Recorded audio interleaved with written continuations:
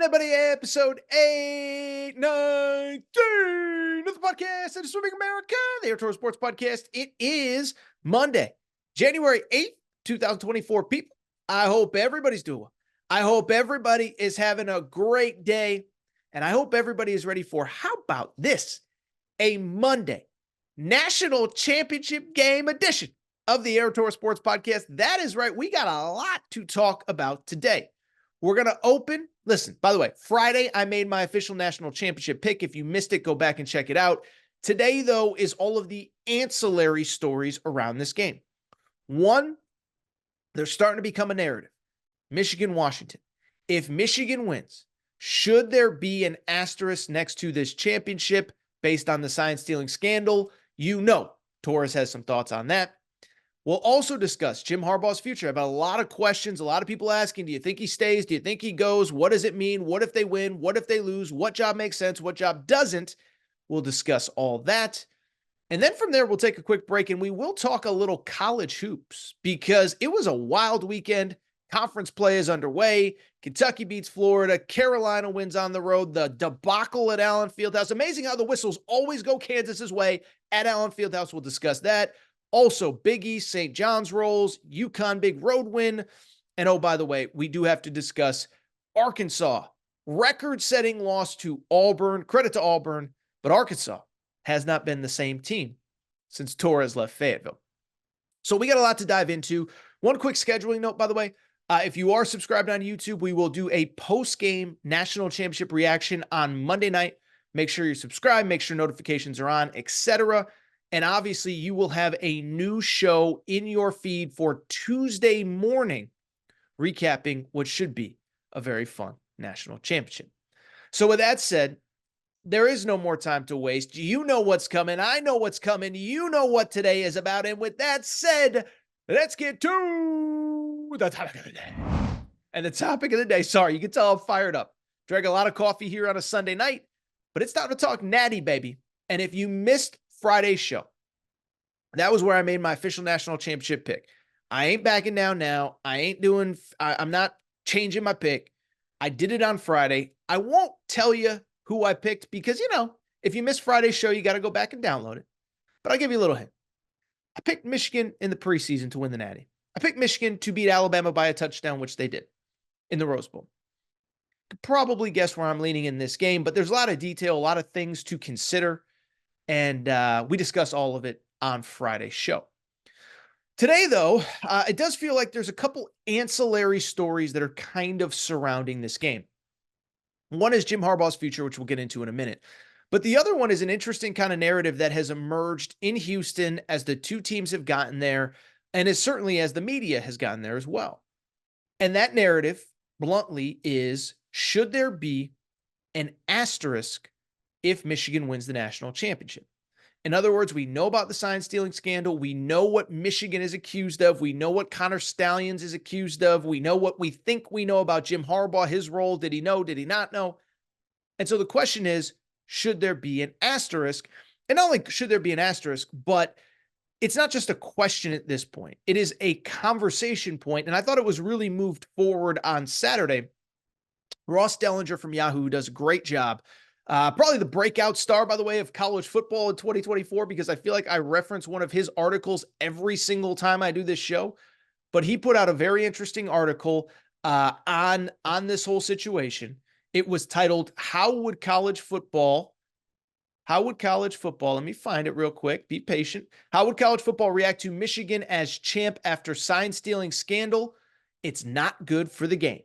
And so he goes around and he talks to people and he asks people, and there were some interesting responses on both sides of the spectrum about if Michigan were to win this game, and really more importantly, kind of what it says about the NCAA process of due diligence and of, investigation, whatever.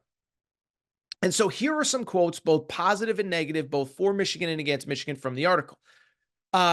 Here is a quote from a Power 5 athletic director per Yahoo. That's a good football team. They are a very good team. But this shows my concern with the NCAA process. This is our system, and it's unfortunate. The system allows it, which is why we've got so much to change. He continued, It's not, or excuse me, there's a second AD that is quoted. It's ridiculous that they are parading there around. It's not good for the game. And then an assistant coach, he just tells it exactly like it is. He says, quote, there ought to be a damn asterisk next to it. It's not fair. It ain't right. Obviously, that assistant we don't know by name, but that sounds like a good old football guy, been around the game for 50 years, do things the right way, blah, blah, blah, this and that. And so you have a lot of quotes basically saying that there should be an asterisk. The article continues, though. Ross Dellinger says not everyone's in that camp. If they deserve to win, if they do win, it does not diminish anything, says an administrator from the SEC. A second administrator says, I don't have a problem with them being there. There are much more egregious things going on right now in college football.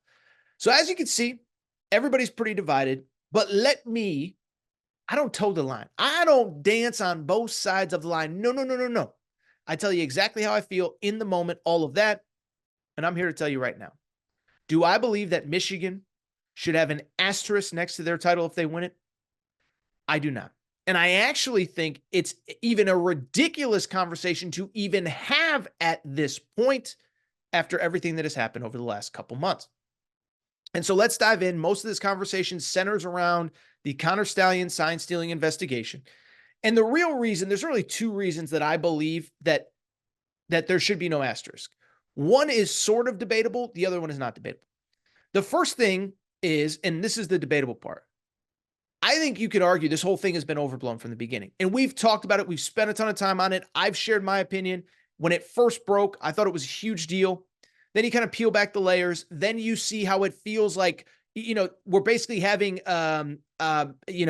meetings and Zooms where all 13 Big Ten coaches, all 13 Big Ten ADs are on one call without Michigan. They're influencing everything. And I thought it largely got overblown. And I thought it really got overblown, especially in that week that Michigan was on the bye. We find out about it right before the Michigan State game. They destroy Michigan State. Surprise, surprise. And then from there, they go into a bye, and it's just one story after another, after another, after another. But more importantly, and it was funny because actually a player referenced this in the article by Ross Dellinger, is that you go on social media and you see all these videos. Oh my God, Michigan, there's Connor Stallions. He's on the sideline, and look at that. They're in the perfect defense. And what does it all mean? And it's like, well, it was 3rd and 11. I don't think you needed to be a high-tech mastermind to know that Ohio State was going to pass the ball. And so, like I said at the time, and this is why I think Ryan Day, by the way, is taking so much heat, is it felt like there was about a 3-4 week period where everyone just assumed that every piece of success that Michigan had over the last couple years was solely because of Connor Stallions. Then they beat Penn State. Then they beat Ohio State. And Ohio State fans are like, and by the way, Ohio State fans have told me this. I'm not speaking out of school. I'm not trying to talk crap about Ohio State. I think that in Ohio State fans' heads, they built up the only way Michigan could beat us was cheating. And then a funny thing happened. There was no Jim Harbaugh. There was no Connor Stallions, and Michigan won anyway. And more important, that is why there is no asterisk, in my opinion.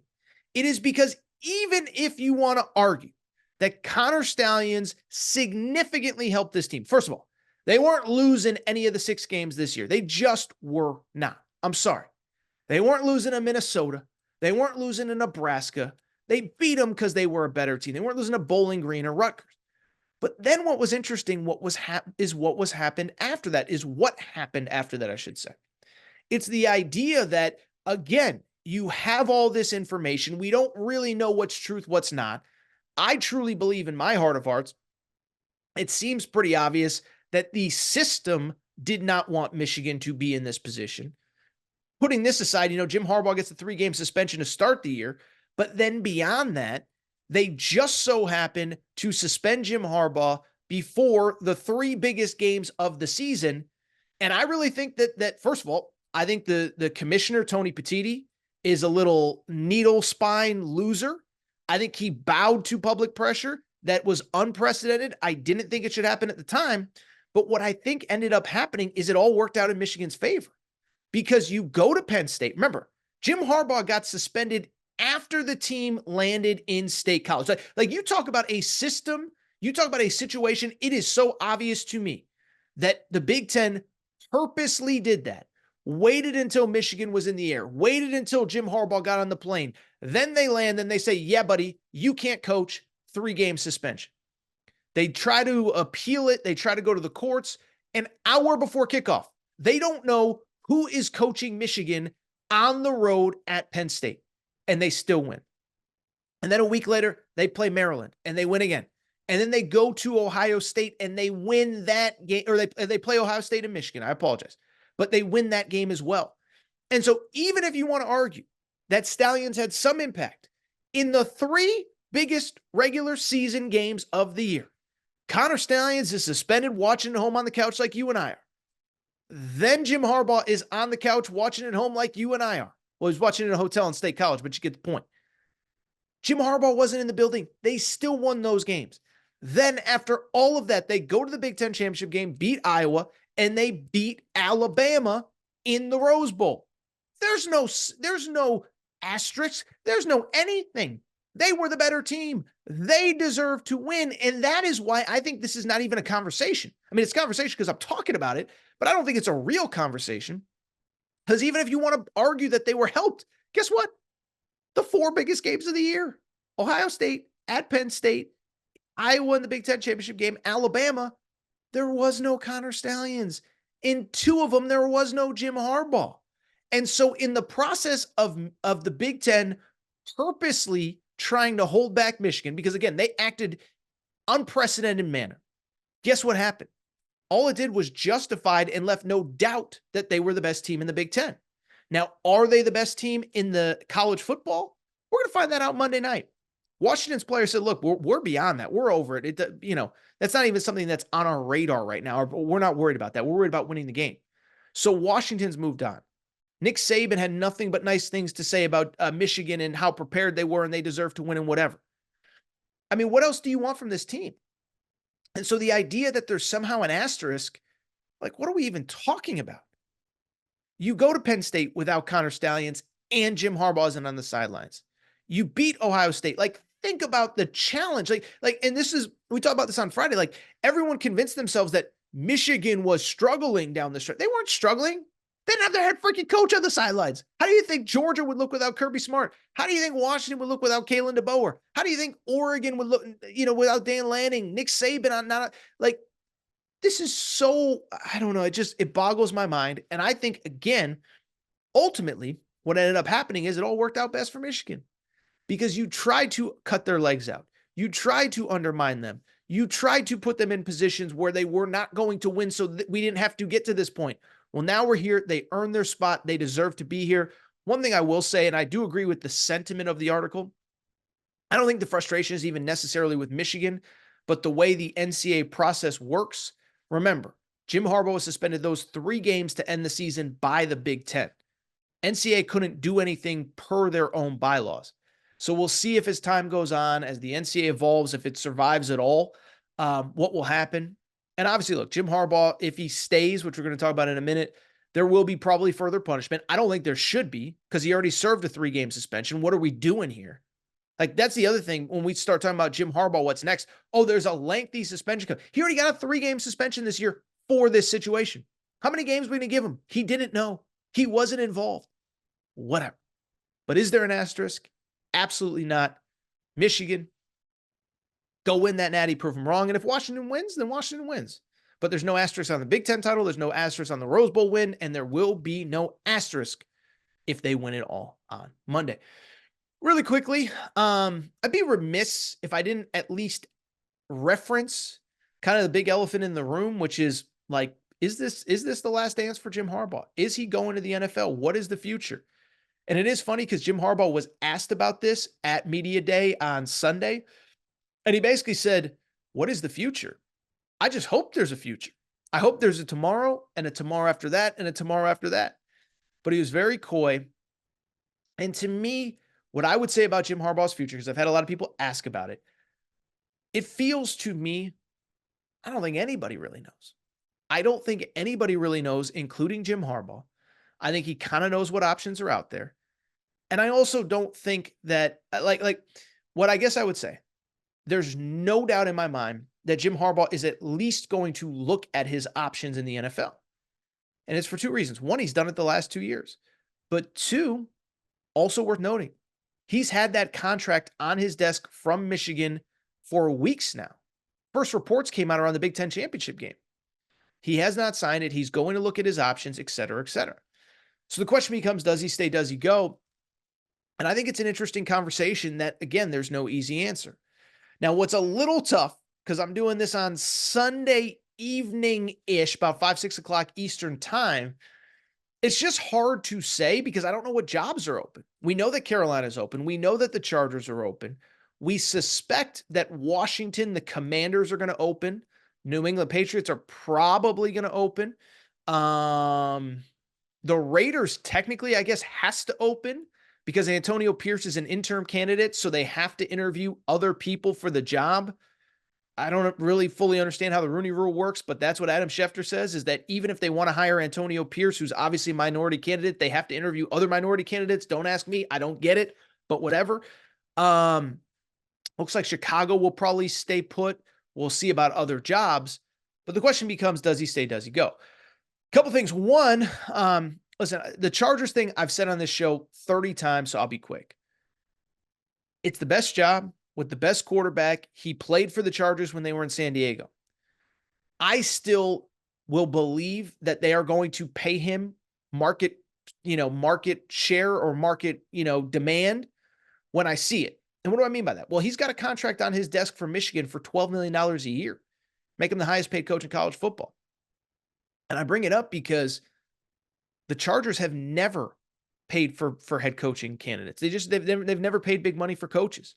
Brandon Staley, who they fired, was making $4 million a year. So even if they doubled the coaching salary of the next guy, that's still a 33% pay cut for Jim Harbaugh. He ain't taking a 33% pay cut to go to Los Angeles. Now, is there a scenario where he kind of has control of player personnel and you kind of pay him as a GM and a head coach? Then maybe you get there. I don't know. But you're going to have to pay him like $15 million. He ain't leaving for the exact same amount of money or less money than Michigan is offering. Now, Washington, could they be in the mix? I think so. I don't really see New England. I'd be interested if the Cowboys completely fall apart in the playoffs. What ends up happening there? Could Mike McCarthy be gone? I think he should have been gone, but I don't know if he would be. So it'd be interesting to see. But a couple I don't think as many jobs as we thought were going to open will open. So that's part of it. And then beyond that, are the Chargers willing to pay? Are the Raiders going to open? Is the Falcons going to open? Jobs like that. And then what interests him? What I would say in general, a couple other things beyond just what jobs open is the one thing I will mention, and I've said this before, it doesn't feel like he needs that perfect job, right? We talked about this a few weeks ago with Joshua Perry from NBC Sports. This was a guy that spoke to the Carolina Panthers when they did not have the number one pick, and it just looked like a miserable job last year. He spoke to the Denver Broncos when the Denver Broncos were deemed a bad job before they paid Sean Payton a boatload of money. So that's the interesting part is what jobs open and is he maybe not a candidate in a place like Los Angeles with the Chargers, and is he a candidate in other places? Now, again, by the way, maybe the Chargers come up with $15 million a year and it's a done deal by Wednesday morning, but I'm just going based on what I know now. A couple other factors that I think he should at least consider is, I keep saying this. I do wonder, this is something like, I don't think that a coach necessarily thinks about, but I think he does sort of think about it too. In favor of going to the pros, this is probably his best shot at Michigan. Like if he doesn't do it on Monday night, I don't think it undermines the season. It was a great season. You played for a national championship. But if he doesn't do it at Michigan this year, it's hard to imagine there's going to be a better scenario. First off, he's got like 44 seniors this year, which is a crazy number. He's taken advantage of that COVID extra year of eligibility. Guy like Blake Corum scored the game-winning touchdown in the Rose Bowl. He's a fifth-year guy. He's a COVID guy. He would not be on this roster without the COVID waiver. So they've got a much older team in an era where Alabama, Georgia, Ohio State type programs are losing tons of players early. Michigan has been able to get old and stay old, if you will, a term from college basketball. The other thought with this is you think about the pathway for Michigan. This year you win what was frankly a watered down Big Ten. Penn State was not very good. Ohio State, listen, I've criticized Ryan Day. That's as bad as they'll be at quarterback. I don't think Will Howard is a significant upgrade at quarterback, but I think he's probably a little bit better than Kyle McCord. So Ohio State's probably going to be up. And then you got all the Pac-12 teams coming in. I think Oregon coming into next year might be the best team in the Big Ten, depending on what Jim Harbaugh does at Michigan. They should be favored over Ohio State. I can tell you that much. And so is Oregon now a factor? Is Washington now a factor? USC, I don't think is going to be as bad as they were last year. And so that becomes an interesting thing too. The schedule, by the way, next year gets way tougher. This year, they didn't play a meaningful game until November. How about next year? They play Texas out of conference, one, USC at home to open the Big Ten, and then they play at Washington before their bye in early October. So by early October, they will have played Texas at home, USC at home, at Washington, and they still get Oregon at home late in the year, and then Ohio State on the road. So the schedule gets tougher. The roster is never going to be deeper. And I'll say this, the playoff, I think, for Michigan is a little bit of a disadvantage. Now, for those really good SEC teams, Georgia, like Georgia gets in this year, no matter if they're a 6 seed, a 5 seed, a 7 seed, whatever, they're probably the favorites to win it all. But from the Michigan perspective, are they really built to beat Alabama and then beat Washington this week and then have to play Georgia again a week from now? Or in some years an LSU, or in some years a Texas or whoever? Probably not. So these are all factors. I think it's going to be interesting to follow, and we'll see what happens. I don't know how quickly this could move. Again, the Chargers, if they're serious about it, they better be checking couch cushions for pennies and dollar bills and nickels and dimes, because you ain't going to nickel and dime Jim Harbaugh. So fascinating situation to consider, and it's obviously a huge question. Is this Jim Harbaugh's final game? All right, so what I want to do, take a quick break, come back. When we come back, do want to talk some college hoops, including Kentucky, a big win at Florida. And oh, by the way, a busy rest of the day in college hoops. North Carolina with the win, debacle at Kansas, on and on. Quick break, be right. Let's dive into what was a really fun, really entertaining, and I think a very important win for the University of Kentucky as they go to the O-Dome, as I just said, and beat the Florida Gators. 87-85 victory for the Wildcats. And what stands out to me is a couple things. First of all, just to kind of like start this at the top, what maybe is most impressive is this was one of these games that kind of trending coming in, and certainly early, it felt like the kind of game that sometimes you just take the L in, right? Florida was a slight favorite in the DraftKings Sportsbook. It felt like, okay, the bettors and the professionals, they've liked Kentucky, but they're going on the road. First real big road test. I think I said on Friday's Aaron Torres pod, it was their first true road game. Obviously, they played at Louisville. I think it was mostly blue in the arena that night, but they're an underdog. They fall down early. It's just kind of a slow start. Florida banked in 2 big threes in the first half. They're down 8. And you sit there and say, maybe this is just where all of these freshmen learn how difficult and how challenging college basketball is, right? You're great. You're playing well. You beat Carolina a few weeks ago. You beat your biggest rival. You get a tune-up game before SEC play. Now you got to go on the road. Now you're playing an NCAA tournament caliber team in the Florida Gators. And maybe this is just the day where you take the L, you regroup, you come back, you get better, and you get ready for really the heart of league play, understanding that, hey, sometimes you go on the road and it's just not your day. Instead, this mentally tough Kentucky team does the exact opposite. Down by 8, as I said at the half, they immediately go on a 7-2 run in to start the second half, and you could tell right away, oh, baby, this game is on, and they are not backing down. I think the biggest thing for me as we talk about the victory, couple things stand out. One, the contributions from pretty much across the board, right?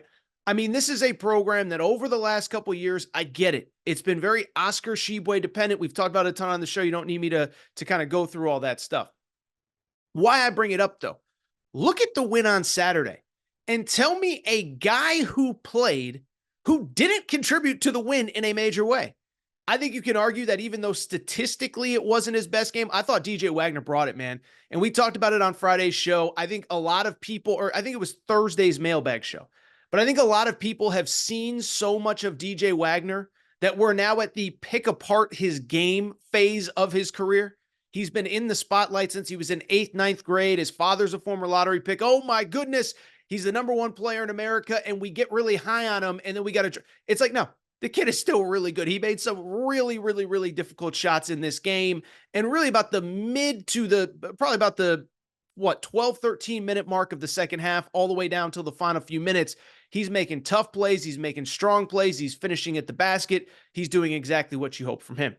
Trey Mitchell, unbelievable game. Florida really probably, along with Carolina and Kansas, the biggest team that Kentucky has faced so far. And in this game, Trey Mitchell, who obviously cramped up late, obviously had some health issues late in the game, I thought he was phenomenal, just holding his own, doing what was needed to be done in this game, as Trey Mitchell obviously was phenomenal, finishing the game with essentially a double-double. Final stat line on him, I want to make sure I have this right, 12 and 10. So he did have an exact double-double in this game. Again, I thought it was a big effort from him because you really needed him in this game. Reed Sheppard did what Reed Sheppard does. He finished the game with a bunch of big plays. Now, he ironically had sort of a dumb foul at the end of the game that wasn't really a foul, but whatever. Hits a bunch of free throws late when you absolutely need them. Reed Sheppard is awesome as always. And I thought that Aaron Bradshaw 3, how about that? A 7'1" kid stepping out, hitting the 3 in the moment when you need him. I'm like, oh my goodness, this team is unafraid.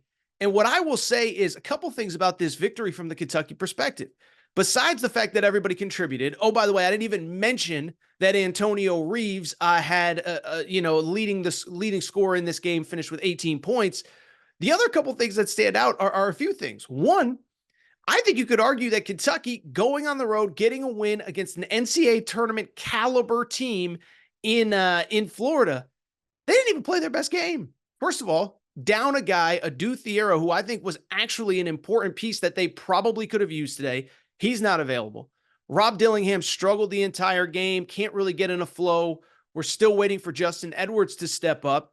And then a lot of really just uncharacteristic mistakes from Kentucky. A lot of turnovers early in the game, a lot of dumb fouls late. Although, as I said, that Reed Sheppard play at the end, that was not a foul. It was a clean block. But it doesn't matter because this team, and this is the thing more than anything that stands out to me about this Kentucky squad, they are so mentally tough. This group, I just feel like, is so different than these last couple Kentucky teams that we've seen. I go back to the SEC opener last year. If you remember, I believe it was either their opener or it was certainly their first true road game in the SEC, but I believe it was the opener. They play at Missouri. And do you remember the game? They get punked on the road by Missouri. Okay, Missouri's a good team, whatever. But there was a play in that game, and I hate to pick out a kid specifically who's now in the NBA, but there's a loose ball, and Jacob Toppin goes to grab it, and some dude from Missouri, Gilliman was his name, just grabs it and rips it out of his arms and kind of stares down Jacob Toppin. Even though the kid was probably 6'1", 6'2", he wasn't afraid. And so what stood out to me about this game, what has stood out to me about this Kentucky team all year is the fearlessness with which they play. The fearlessness with which they play. The fact that going on the road, down a couple guys, not playing well, they're not afraid. And that's the crazy part, because you go back to previous years for Kentucky. There were games where they would fall down and you just felt like they were going to lose. I mean, you go back to last year, you lose at Georgia, at Missouri, who I understand was a tournament team. There's a couple other weird losses mixed in there. I can't remember all of them. Now, they did win at Arkansas and at Tennessee, so that's worth mentioning. But at the same time, it was just one of those things where it felt like the confidence was so up and down. And if you're playing well, you're playing well. And if you're playing bad, everybody's feeling it. That's not this team. This team thrives, it feels like, in those big moments when people doubt them, when they fall down on the road, whatever, and they get the win. So just an incredible, incredible win for Kentucky. And I'll tell you, you look across, listen, I don't want to do the whole declarative, what does it all mean in the bigger picture? We got a long way till March. It is January 6th as I record here. But look across college basketball. We watch all these teams. I think there's some really good teams out there. Arizona's really good. UConn's really good. Purdue's really good. But Look at this. This Kentucky team just went on the road to a Florida team, which is going to make the NCAA tournament, which basically had not lost a game at full strength. And they just outwilled and outwanted it late in the game. And so you start talking about, where does this Kentucky team fit in the bigger picture of college basketball? Oh, I think they fit in good. Put them on a neutral against, a Marquette team that just lost again on Saturday, against Duke, against whoever. There aren't many teams that are bad matchups for them.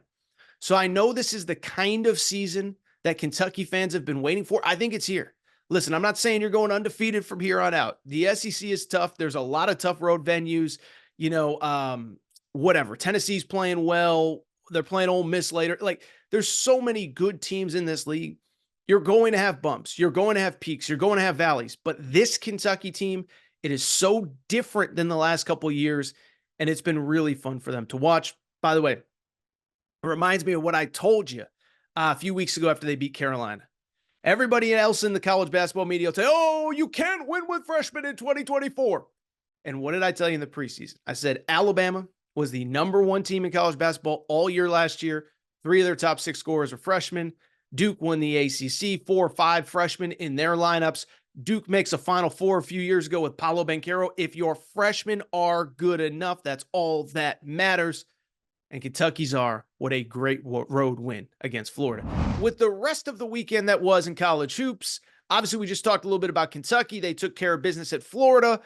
Let's get to about 4 or 5 other results from throughout the weekend. We'll just whip around. There were a couple noteworthy games on Friday. We'll get to those.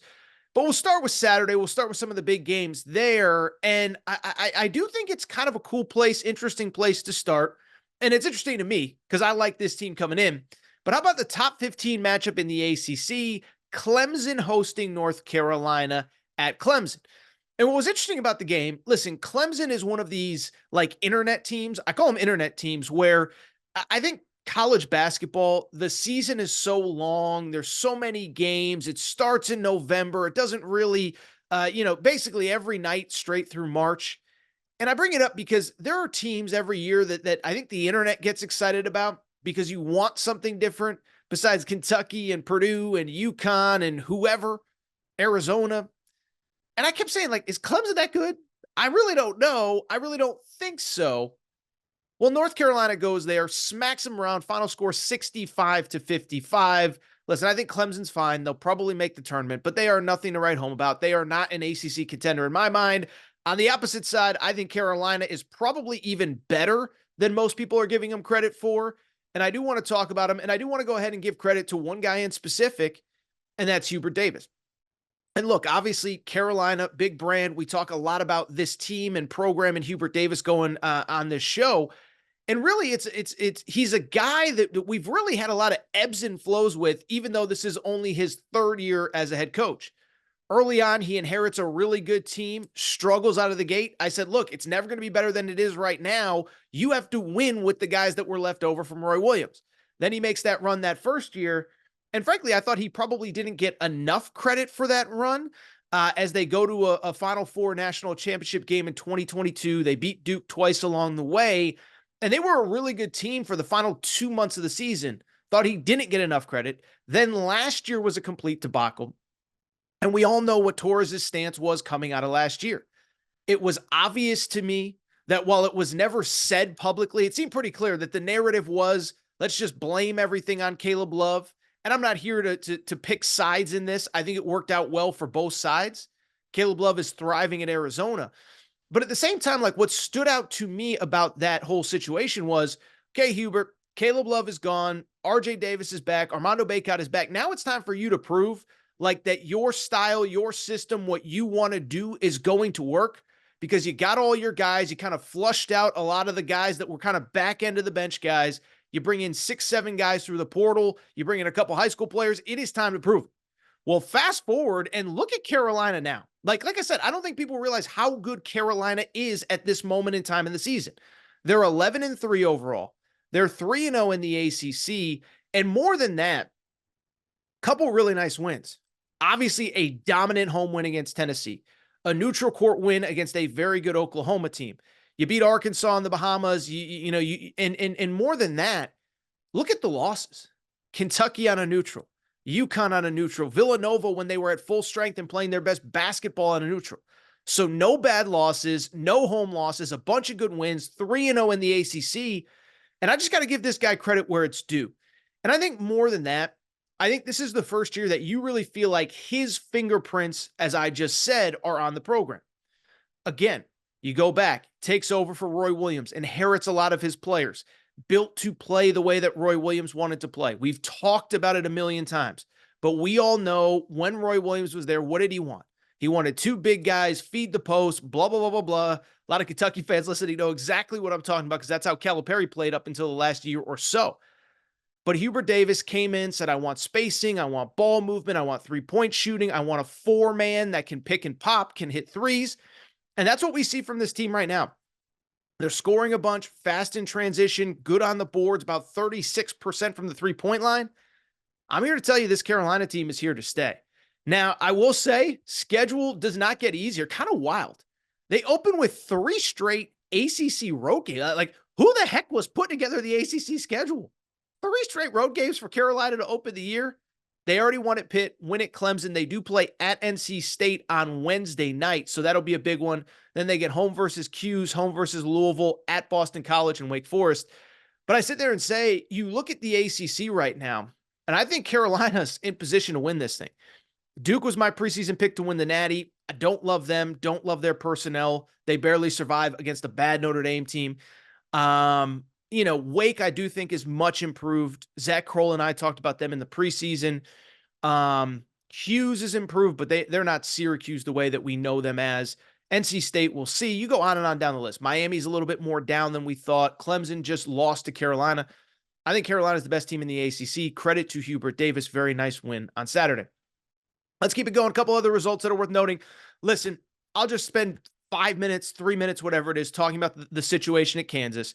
It was a debacle. Kansas was on the right side of another refereeing controversy at Allen Fieldhouse. Surprise, surprise. I know we have some Kansas fans that listen to this show. I'm sorry. But listen, we all know what the truth is. The truth is that Kansas always seems to end up on the right side of these refereeing situations. So for people who missed it, Saturday afternoon, Phog Allen Fieldhouse, place that Torres went. Oh my goodness, I love Phog. Unbelievable place to watch a game. But Kansas was playing TCU. TCU, remember, won last year at Phog Allen, and we're kind of in control of this game. Under a minute to go. TCU is up by 2. And there is a controversial play under the basket where their big man, Ernest Uday, was called for a flagrant one. Him and Hunter Dickinson are going for the ball. If you're watching on YouTube, elbows are flailing. Hunter Dickinson gets hit with an elbow. He goes down. A little bit of an acting job there. I won't comment on, I won't comment too much on the acting, but I just bring it up because they do call a flagrant one. And listen, I don't know that I've yet seen anybody make the firm defense that this was the right call. Like, that's the crazy part. I haven't seen anybody make even Kansas beat writers were sitting there saying, I need to see a replay based on what I saw. We know what ends up happening. Kansas makes 2 free throws to tie the game. They get the ball back because it's 2 free throws plus possession. So Kansas gets the ball back. They make a shot after they tie the game. They end up winning by 2, and it's just a total debacle. It's a total debacle. TCU probably should have won that game. Jamie Dixon, the head coach, was furious with the refs, and he has every right to be, man. It was a frustrating situation. I don't know what else to say. There is no, in my opinion, other take to have. Other than that, it's frustrating, right? It's disappointing. It's angering, but it is what it is. TCU had a loss stolen from them. Kansas, like I said, it seems like they're always on the right side of these things. Indiana, it was controversial late. They ended up getting the win. There's been other ones through the years, but Kansas survives. They beat TCU. As far as Kansas is concerned, I've said it. I've said it since Champions Classic. I like them. I don't love them. I don't love them. Right now, they don't have very much depth. Right now, they rely on Hunter Dickinson, McCullough, and DeJuan Harris have to be great every night. If you want to include KJ Adams, they just don't have a bench right now. Kid Nick Timberlake, who was supposed to, was down to UConn and Kansas, so I obviously followed his recruitment closely. He is not playing very well. Furphy, the freshman from Australia, there's just not that much there right now. I trust Bill Self to figure it out, but Kansas, another game where they get lucky to win. Kansas survives. Couple results from the Big East I want to get to. How about my boy, Big Rick Energy, Rick Pitino, and St. John's? Listen, there's nothing else to say. We knew this was going to happen. He is one of the great coaches in the history of the sport, maybe the greatest coach ever. The conversation always happens. If he never leaves Kentucky, we are probably talking about that guy in the same way that we're talking about Coach K, if not more. That great, that dominant, that great of a coach. Well, why do I bring it up? They go to Villanova on Saturday. Villanova's playing really good ball. And keep in mind, on Tuesday of last week, they played Butler at home and destroyed Butler. Well, they go to Villanova. I think they're up like 20-6 at some point and run away with the victory. Only thing that stands out, this is the Pitino effect. Took about 2.5 months, and they're there. They might listen. I'll say this: Marquette's struggling right now. St. John's could have beaten UConn in Hartford before Christmas. Watched every minute of that game. Tell me why they're not the second or third best team in the Big East right now. Marquette's struggling. I don't believe in Creighton. Providence just lost Bryce Hopkins. They just beat Villanova. They might be the second best team in this league. And what's so cool about this is it feels sustainable as long as Pitino is there. Was talking to the kid who runs our Torres on SJU page. If you're a St. John's fan and you're not following Torres on SJU, Torres on St. John's, make sure to do so. And he said, I've been a lifelong St. John's fan, man. Shout out Drew, who does a great job with that page, by the way. He said, I'm a lifelong St. John's fan. And he's like, it's never felt like this before. It's never, we've gone on winning streaks. We've gone on losing streaks, but it's never felt sustainable. We've pulled off upsets, but it never felt sustainable. This feels sustainable. You go into Villanova and destroy Villanova. Credit to St. John's for the victory. Speaking of the Big East, credit to my UConn Huskies. Took care of business at Butler on Friday night. Cam Spencer, a couple really big plays down the stretch. Really, listen, UConn, the only real criticism you can have of UConn over the last couple of years, they have struggled on the road in the Big East. Butler's probably an NCAA tournament-ish type team. And so to get that win, listen, you take them how you can get them. This team needs some confidence on the road. Still no Donovan Clingan, so they get the W there. Purdue beats Illinois at home. That one got a little too close for comfort for Purdue fans. Listen, everybody knows Torres loves Purdue, okay? But Zach Edey was in foul trouble. And a funny thing happened. You're playing an Illinois team without their All-American Terrence Shannon. We know he's under investigation for a very serious crime. Google it if you don't know. Illinois is really good. Illinois deserves credit. Coleman Hawkins, Damashek, I always trip over his name. They got a really good team. But if you're at home, that's a game you're supposed to dominate. What ends up happening? Zach Edey gets in foul trouble. The game is called fairly. And a funny thing happens. It's close into the final minutes. So credit for Purdue for getting the win. It still goes to what I have said over and over. When games are called fairly, when games are called evenly, and Zach Edey's in foul trouble, he's going to be. Can those other guys step up? They barely survive on Friday night. A couple other results. We'll get out of here. One, UCLA is a mess right now. UCLA, has anyone been paying attention to what's going on with UCLA? So Mick Cronin, he's losing it. I don't know what else there is to say. Nice guy, like Coach Cronin a lot, but they're 6-9 right now. They just got swept by Stanford and Cal at home. And it's really bad. Over the course of the season, he's kind of ranted and raved in all of his press conferences. He did the NIL rant, which we talked about on this show a few days ago. Sebastian Mack, who's been one of their better players, he basically said, if it was up to me, he wouldn't be playing at all, but we don't have any better options. Well, on Saturday night, they lose to Cal. He doesn't even go to the podium. Rod Palmer, the assistant coach, goes to the podium. He says, Coach Cronin is addressing the team. It might be a while, so he sent me out here to do this because he didn't want to keep you guys and girls in the media waiting. But this is really bad at UCLA. Why is it? Listen, they're super young. Remember, he inherited a lot of players from Steve Alford. Steve Alford was there a long time ago, but Jaime Jaquez committed to Steve Alford. Tiger Campbell committed to and played for Steve Alford. These are guys who were all in the program through last season, through the first 4 years of Mick Cronin's era. Well, now he has a super young team. He brought in all those international guys. And let's be honest, I think everyone said, oh, the internet, what is this about? One, I think Mick Cronin's having a little trouble recruiting the U.S. kids. He's a tough coach to play for. A lot of guys don't want to play for him. But then two, it's easy to forget. A lot of those international kids did not get to the United States until like September. UCLA is on the quarter system. So a lot of those kids didn't arrive in the U.S. until September. And so it's taking time. UCLA struggling. They're now 6-9. Bottom of the Pac-12 standings. They are just not very good. And that team obviously might be the last time we talk about UCLA for a while. One last result that I do got to get to for a couple reasons. It's Auburn, Arkansas. We got to talk a little bit about it because producer Matt, the producer of this show, is an Auburn grad. So he might cut my mic if we don't at least reference Auburn's win. But also, listen, I'm the big pig invasion guy. So every time that something goes wrong with Arkansas, I hear it, I get criticized, I whatever. And I can honestly say I don't think that I ever saw what was coming on Saturday as Arkansas loses at home to Auburn. This was the worst loss in Bud Walton Arena history. And I'm obviously a guy that just went to my first game at Bud Walton a few weeks ago.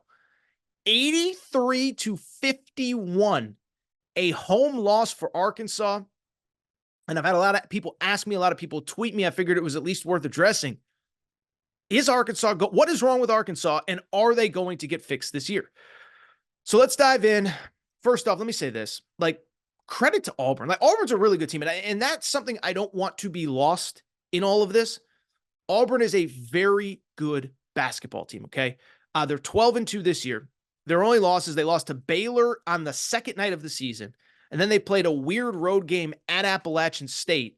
And those are the only two losses. They destroyed Indiana on a neutral. They destroyed USC at home. They just finally got into the top 25. It's crazy. I remember watching them against USC and saying, how are they not in the top 25? They play about 10 or 11 guys that can all score, size, length, athleticism. Janai Broome down low. Aiden Holloway at point guard is really good. Denver Jones on the way. They have a lot of really good players. And by the way, a lot of older players.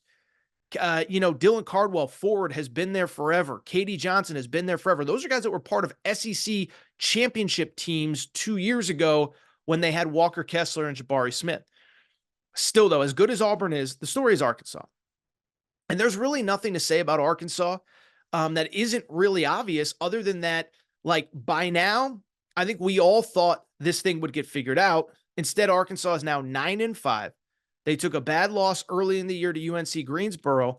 And then really outside of the home win at Duke, home win against Duke, they really don't have much of a resume to speak of. I joked about it on Twitter. I said, Arkansas hasn't been the same since Torres left town because I go there, they take care of Duke. It's a great victory. And then it has all been downhill since then. And so everybody wants to know what's wrong, what's going on, what's this, what's that. It's tough to really diagnose. And listen, I'm not speaking out of school here. Coach Muss talked about it after the game. He said, look, he basically listed 8 different things. He's like, we don't rebound. We don't defend. We don't defend the three. We don't block shots. We don't score. We don't pass. We don't he just listed about 9 things. He's like, we would get F's in all of them. And I think the exact quote was, I could go around to each of you and you could tell me what our biggest problem is right now. And each one of you in the media would have a different answer and you'd all be right. So obviously there's some frustration in the program. I think a couple things stand out to me. One, I think they're trying to, first of all, there's something, it appears as though, let me start by saying this. I think the biggest issue is they're still trying to figure out rotations. And I know everybody's sort of still figuring it out this time of year, but Arkansas, listen, a lot like last year, there's good luck and there's bad luck. Last year, there was just bad luck. Trevin Brazile gets hurt. You finally start figuring it out without Nick Smith. Then he comes back. Then you're trying to figure it out with Nick Smith. And it just never really clicked. This year, I think they're starting to figure it out. Then Keon Menefield gets eligible. Keon Menefield drops 30 a week ago. So you want to feature him. And so I do think there's still kind of that figuring it out phase. You've played, Tremont Mark has been in and out of the lineup. Trevin Brazile was banged up, but he played. So I still think you look at this roster, who fits, who plays well together, who doesn't, who this, who that. But the other thing that stands out, just the lack of effort defensively. And this is something, again, I've been watching Coach Musk's teams for years. And I said this in the Greensboro game. I said, Coach Musk is going to make these guys play defense or they're not going to play. And it for whatever reason, it has not clicked. It has not worked. I don't have the answers, but the stats are kind of jarring, right? Look at this defense right now, 140th nationally in field goal percentage defense, 220th nationally in three-point percentage defense. I mean, 220th nationally is not going to get the job done. And so when I look at this team, that's what stands out is one, trying to figure out offensively. Listen, offense is a rhythm and flow thing. I'm not an X's and O's guy. I don't claim to be an expert, whatever. But you have to figure out what pieces fit together, which don't, what's this, what that, whatever. But two, defense is just an effort thing. And right now, I don't think the effort is there. And I don't think it's out of school to say that because Coach Muss addressed it at the podium on Saturday night. And so it's frustrating. It's disappointing. This was a team, listen, I had them in the preseason top 10. I know many people, I saw Trilly Donovan, that infamous Twitter account, had them in the Final Four in the preseason. I liked them. I didn't pick them to go to the Final Four, but I just can't believe it. I think the only saving grace, and I know it's not what an Arkansas fan wants to hear right now, Coach Muss generally figures it out. It's going to take some time. He's going to settle on his 7-8 guys, and we'll figure out who they are. I'm not here to say who's right and who's wrong and who fits and who doesn't. I think he will figure that out eventually, but it is frustrating right now. And again, this year is a little bit different than even last year, right? Last year, a lot of people said, oh, they finished whatever it was, 8th in the SEC. It's like, yeah, but they had injuries all year. This year, Mark's out, then he's back. Menafield gets eligible, but it's an interesting scenario. Good thing for Arkansas, the schedule really isn't brutal. By the way, maybe Auburn's just a little bit better than we thought, but this league is unforgiving, man. This league is tough. Like again, you watch Florida the other day against Kentucky. That's a good team. You watch, Vandy gave Alabama fits. Ole Miss was ranked up until this week. So there's a lot of good teams in this league. You got to get it right. Good news is you got at Florida, that's a winnable game, or at Georgia, a winnable game. Then at Florida, that'll be a tough one. Texas A&M at home. Texas A&M does not look very good right now. So you kind of hit a little bit of a soft spot in the schedule. Late in the year, you do have Tennessee. You do have Tennessee. You do have Bama. You do have 2 games with Kentucky starting the last week of January. So still a little bit of time to figure it out. But there's no doubt that it's at least a little bit disappointing. All right, I think that's it for this episode of the Aaron Torres Sports Podcast. I have rambled long enough.